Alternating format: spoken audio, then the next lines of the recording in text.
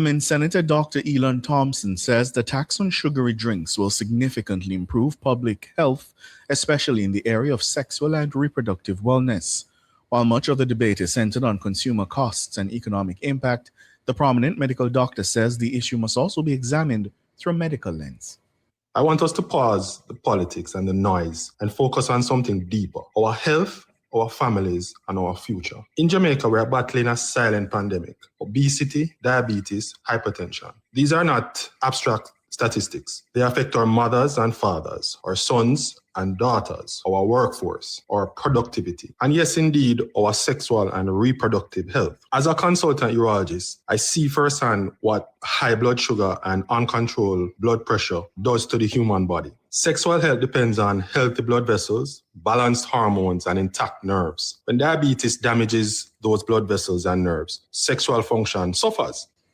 According to Dr. Thompson, sexual health is closely tied to vascular, hormonal, and neurological function.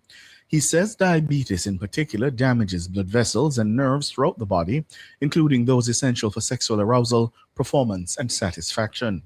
In many cases, he adds, sexual dysfunction can serve as an early warning sign of underlying cardiovascular disease. Dr. Thompson stresses that the proposed sugary drinks tax should not be viewed simply as a revenue-generating measure, but as a preventative public health strategy.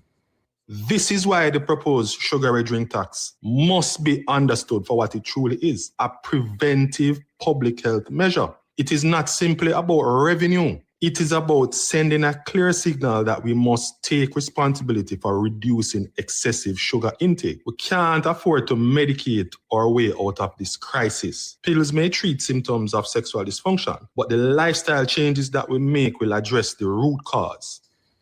That's Dr. Elon Thompson, government senator. Meanwhile, opposition leader Mark Golding is suggesting the government's tax on sugary drinks has nothing to do with improving public health. This is despite claims from the administration. Golding says the design of the tax fails to incentivize manufacturers to reduce sugar content. It is a tax on the volume of the container where the sweetened beverages are. It has nothing to do with how much sugar is in the drink.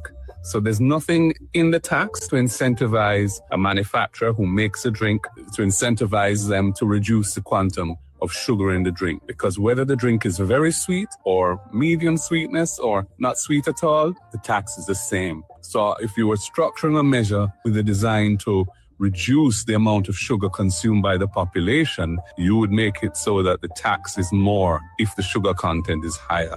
Advise them to reduce the quantum of sugar in the drink, because whether the drink is very sweet or medium sweetness or not sweet at all, the tax is the same. So if you were structuring a measure with a design to reduce the amount of sugar consumed by the population, you would make it so that the tax is more if the sugar content is higher. The special consumption tax on sugary drinks is one of several measures being implemented by the government to address the financial fallout from Hurricane Melissa. It's expected to generate $10.1 billion for the Treasury. The government says the move also aims to curb the consumption of sugar in the society. But Golding is urging Jamaicans not to be fooled.